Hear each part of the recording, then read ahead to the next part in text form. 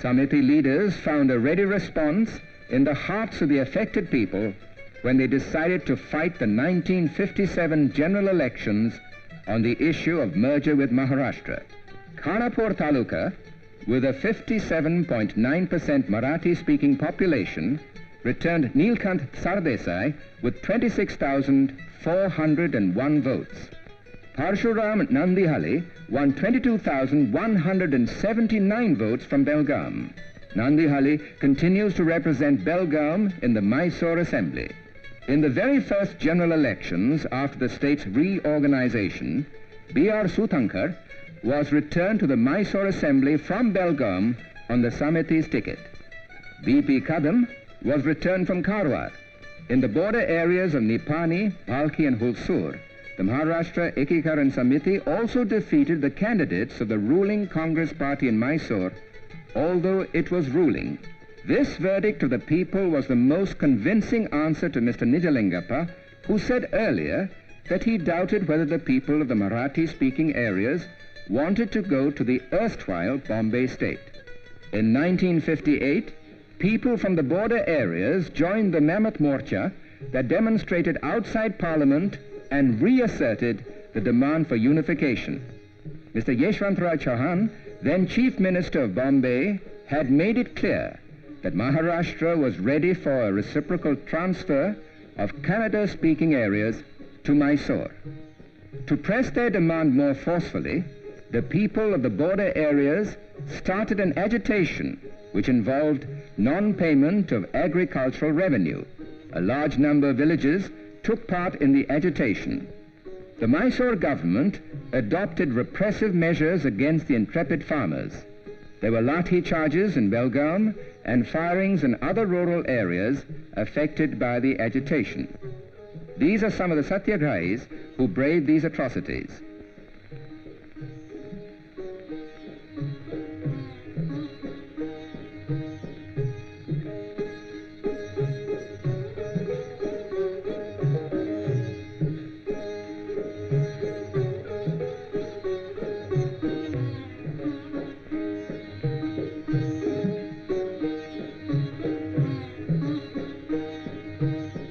Here you see Lakshmibai Nagappa Hosur, whose husband was killed in the firing at Yellore, following the non-payment of revenue.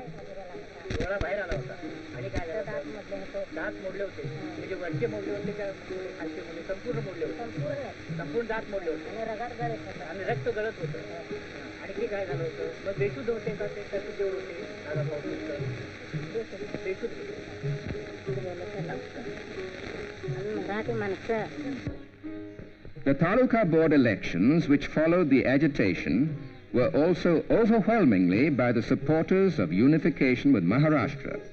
When in November 1964, Prime Minister Lal Bahadur Shastri visited Bombay, he said to the leaders of the border areas, "When you have waited for 8 long years, I would request you to wait for only 8 months more." In July 1965, the Bangalore session of the All India Congress Committee passed a unanimous resolution urging the government to set up appropriate machinery for a speedy and final settlement of the dispute. At the Bombay AICC session in 1966, Prime Minister Indira Gandhi persuaded Senapati Bapat to give up his fast unto death. He was assured that a commission would be set up to go into the border dispute between Maharashtra and Mysore. And now we begin yet another chapter in the exercise of reversal of historical and geographical evidence and the blatant rejection of a democratic verdict. We speak of the report of the one-man commission comprising Mr. Merchand Mahajan, former Chief Justice of the Supreme Court. The late Mr. Mahajan gives up any pretense of being rational by declaring that consistency, however, is a virtue that cannot be insisted in matters political, a convenient smokescreen for the multiple inconsistencies which make up his recommendations. Now back to Belgaum. The Mahajan Commission report arbitrarily divides Belgaum's population into just 2 categories, Marathi-speaking and non-Marathi. In effect, the Konkani, Tamil and Urdu-speaking populations are included in the Kannada section, thereby opposing their inclusion in Maharashtra. And this despite the fact that members of these minority groups had told the Commission otherwise. Even when some of them favored the status quo, they did not necessarily represent their language or community groups. This is especially true of the Urdu-speaking population, which is represented only in religious institutions. The Commission's contention that this population numbers no more than 25,000 has no basis. The Marathi language pervades the entire administrative, educational, and cultural structure of Belgaum.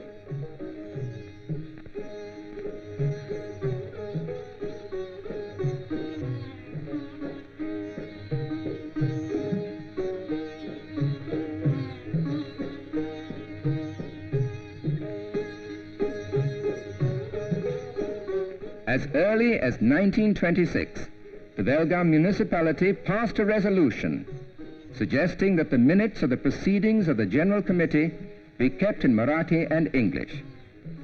And so are the minutes kept to this very day.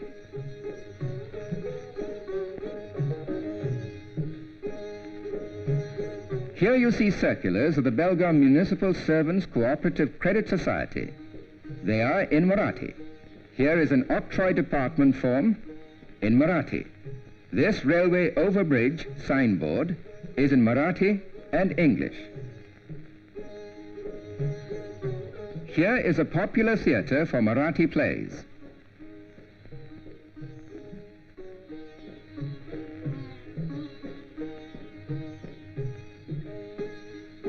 An advertisement for the Marathi play Gopi Chand, staged in Belgaum, is dated 1906.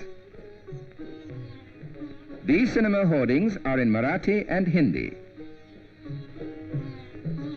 The signboard of the Belgaum Pioneer Urban Cooperative Bank is in Marathi. The Talkwari Club of the Marathi-speaking people, founded in 1927.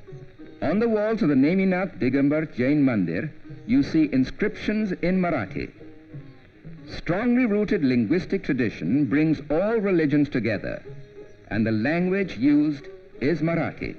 Lettering in Marathi and English graces the Belgaum Municipality Bridge, built in 1890. We can go back still further. Here's a page from Karnatak Mitra, a Marathi weekly published from Belgaum in 1867. The balance sheet and report of the Belgaum Muslim Cooperative Bank is printed in Marathi, not in Urdu or Kannada. In the face of all this incontrovertible evidence, the Mahajan Commission perversely recommends that Belgaum city should be retained in Mysore state. Not only that, but even the 7 Marathi-speaking villages should also be joined to Belgaum to make way for the city's expansion. The shaded areas in the map show the surrounding villages of Belgaum Rural, Madhavpur, Angol, Vadgaon, Dhamne, Mazgaon, and Pirnawadi, which includes Chaitanmal. We now move on to Kanapur Taluka. Out of the 206 villages, with 80.6% Marathi-speaking population claimed by Maharashtra, Mr. Mahajan hands over 50 villages to Mysore, despite the Marathi-speaking population of these 50 villages being 86.3%. He argues that, along with 54 Kannada majority villages, these 50 villages make a compact area. Actually, these two respective groups of Kannada and Marathi villages form 2 wings or 2 tracts on either side of the taluka. They are separated by 152 villages recommended for inclusion in Maharashtra. One can decide for oneself whether these 50 Marathi-speaking villages form a compact block with the 152 Marathi-speaking villages recommended for transfer to Maharashtra, or with the 54 Kannada villages not claimed by Maharashtra. Gharli, the village which joins these 2 divisions, is a 100% Marathi-speaking village. Mr. Mahajan also calls these 50 Marathi-speaking villages small population villages in forest areas. Disregarding principles of linguistic homogeneity, He goes on to declare that it is not the purpose of this commission to transfer forest areas from one state to another, as if human beings are less important than trees. This jungle tract in Kanapur Taluka has been destroyed by the Mysore government. This means that were the jungle tract to be merged with Maharashtra, the state could not take full advantage of its natural wealth. This list of members eligible for election to the District Local Board Kanapur, prepared by the collector and dated 12th April 1884, is in Marathi. The collector's signature is in the Modi script, used for writing Marathi for many centuries. The Marathi Vidya Mandir in the village of Halsi in Kanapur Taluka represents a long historical tradition of Marathi education in the Taluka. But the Mysore government seems to have neither goodwill nor money to spare for Marathi education. Witness the utter neglect of this Marathi medium government school housed in a derelict structure. Nagargali is yet another Marathi-speaking village in Kanapur Taluka. The Gram Panchayat office board is in Marathi. The imprint of Marathi is obviously evident in every aspect of life in Kanapur's villages. This, however, obviously did not provide sufficient evidence for Mr. Mahajan to consider the claims of Maharashtra. We move on to Karwar, a seaside town blessed by nature's bounty. The fishermen and fisherwomen are dressed like their counterparts in Maharashtra, not Mysore. This is the river Kali at Karwar. A bridge is urgently required here, and yet, since 1963, the Mysore government has shelved the plan for a river bridge for precisely the same reason that it has uprooted the forest wealth of Kanapur. In spite of tribulation, the Marathi language and culture are the very breath of life to the people of Karwar. As we enter Karwar, this board of the Octroi Naka at Kodibag is in Marathi, not in Kannada. Marathi, not Kannada plays flourish in Karwar. Here's proof, the hoarding for a popular Marathi play.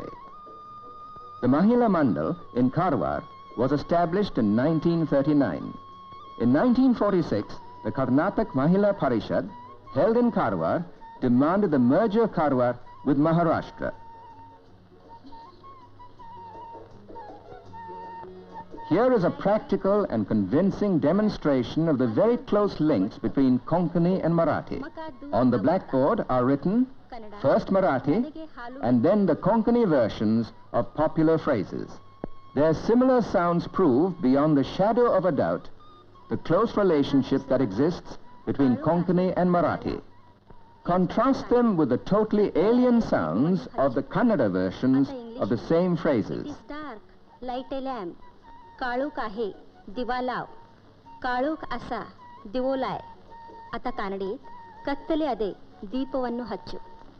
Here is a marriage invitation dated 14th March 1930 in Marathi. A document of adoption used in the case of Mr. Anandrao Nadkarni, a well-known leader of Karwar. It's dated 1912 and is in Marathi. The Marathi weekly Vichari. You see an issue of it printed by the Mohammedan press in 1898. The weekly continued to be published for 66 years. Further evidence of the fact that Konkani is akin to Marathi. A letter from Suniti Kumar Chatterjee, the reputed Indian philologist. As early as 1926, the Konkani-speaking people of Karwar had demanded more Marathi medium schools. In 1950, the people of Karwar had made a representation to the Bombay government demanding that the language of the administration in Karwar, Super and Halyal talukas should be Marathi. The Sri Sita Rameshwar Mandir has a board in Marathi.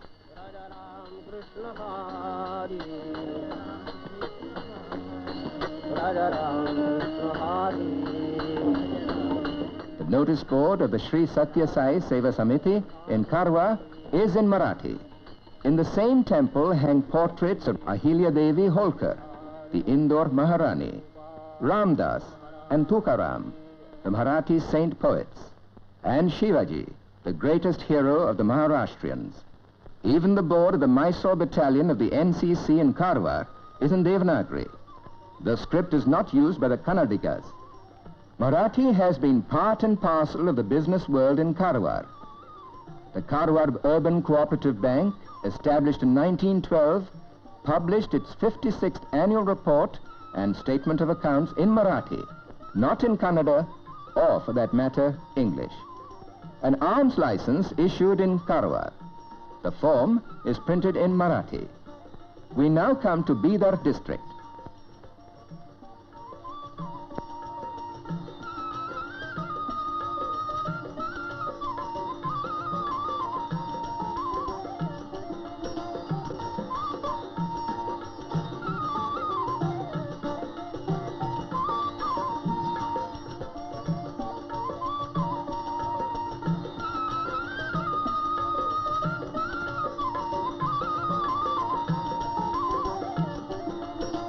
In the 1957 general elections, both seats in the Bhalki constituency were won by an overwhelming majority by the Samyukt Maharashtra Samiti.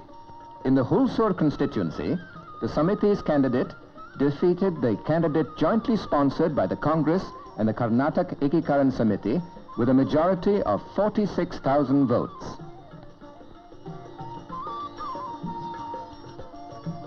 In the Gram Panchayat elections of 1959, the Samiti won majorities in 42 out of 64 Gram Panchayats. In the Taluka Board elections of 1960, the Samiti won 11 out of 19 seats in Bhalki Taluka and 11 out of 15 seats in Santpur Taluka. After the state's reorganization, all the three talukas have expressed their desire for merger with Maharashtra through the democratic will of the people.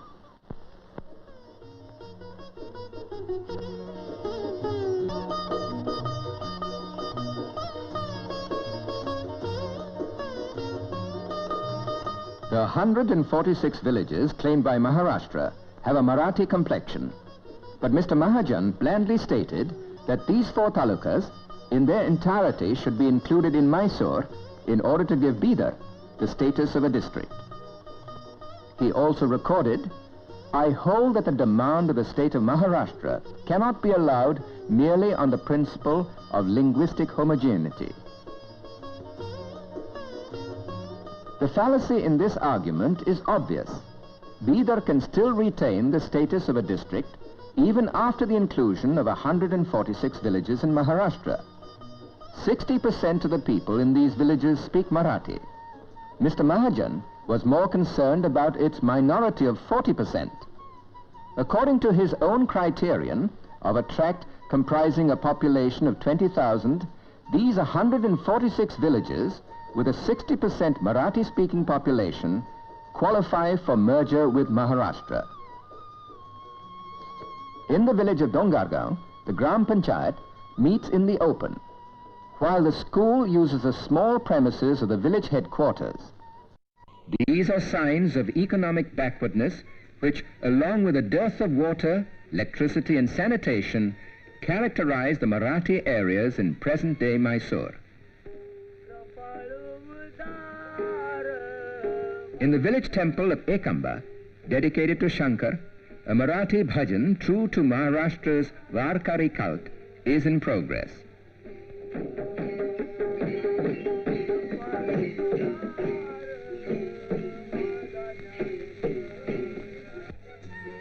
Here is an important Marathi medium school in Hulsoor, Bidar District. It has already expressed its democratic verdict in Maharashtra's favor.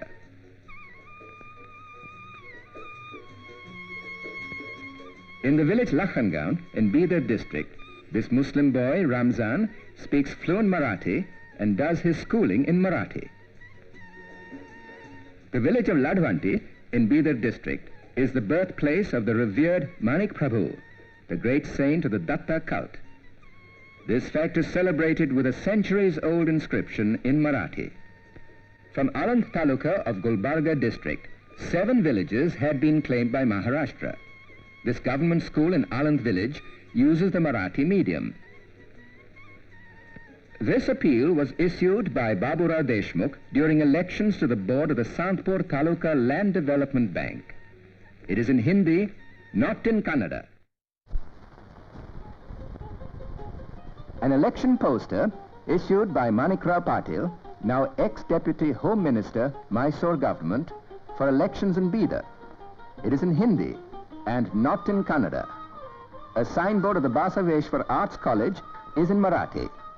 Here are also Marathi signboards in the main market area in Bhalki.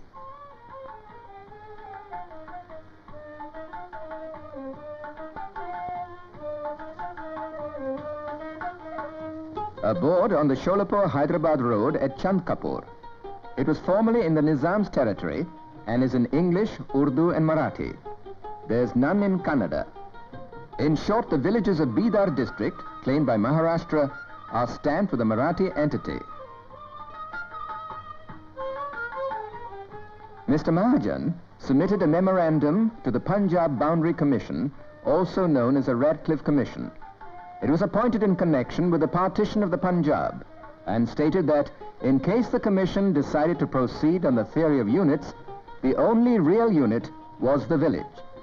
Yet he forgot his own conviction when it came to the Maharashtra-Mysore boundary dispute. The Maharashtra Chief Minister, speaking to newsmen in Pune in July 1970, emphasized the point that the border problem is a human problem, emerging from the formation of linguistic states. He added, there was no question of expansionism on the part of Maharashtra. For I could only hold, he said, that certain territories should come to Maharashtra, but also that some areas should go to Mysore. Mr. Naik was only stating the oft-repeated views of the Maharashtra government. The Maharashtra State Legislature, in its session held at Nagpur, passed a unanimous resolution on December 16, 1970. The resolution appealed to the Union government, as well as to all political parties in Parliament, to settle without further delay the long-standing dispute over the boundaries between Maharashtra and Mysore. The Chief Minister of Maharashtra stated that Maharashtra's stand on the issue has always been that linguistic minorities in the border areas should be brought down to the irreducible minimum. By doing so, the people will be able to participate in the administration of the respective unilingual states. This is essentially a human problem and will have to be solved in accordance with the wishes of the people. When the Mahajan Commission's report was published, there was a general feeling that its recommendations might be accepted. But, said Mr. Naik, whomsoever I met never suggested that the report was acceptable on merits. On the contrary, they all agreed that this is a human problem and it would be improper on the part of anyone to create difficulties in its solution by raising technical issues. He continued, we have all along stressed the need to settle this issue in a manner that would ensure justice to both the Marathi and the Kannada-speaking people living in the boundary areas. We have also indicated the principles on which this could be done. If there are any other principles or methods which could ensure justice to them, we are not opposed to accepting them. We have never insisted that it should be settled only on the principles suggested by us. What matters is that these people must get justice. Our consistent stand has been that an assurance has been given to these people that their problems will be solved in a just and fair manner, and that this assurance must be fulfilled. The principles and methods to be adopted for this purpose may be decided by the leaders charged with the responsibility to settle the issue. We are conscious of the hardships these people have been undergoing. It is no use trying to search for a method that might please the people of both the states. It will not lead to a just and final solution of the problem. Mr. Naik remarked, what has been causing anxiety and concern to the members of this legislature and to the people of the state is that the solemn assurance given to the people of the boundary areas by the national leadership and the union government was not being redeemed. It will be detrimental to national interests, Mr. Naik believed, to dismiss it as a minor problem. There is a deep-rooted feeling among the people of the state that a solution of this problem is being delayed because of political considerations. It is not in the interests of democracy to allow such a feeling to prevail. The people must be convinced that all issues are considered by the government and Parliament purely on their merits, and that through democratic processes, justice can always be had. It is therefore a national issue, and its solution must be attempted in a broad national perspective. It is our firm belief and confidence that all members of Parliament have sincere faith in democracy. They have pledged themselves as members of Parliament to uphold democracy. It is up to them to keep alive the people's faith in democracy. It will be unfortunate if the people gain the impression that it is not possible to obtain justice through Parliament and resort to undesirable methods.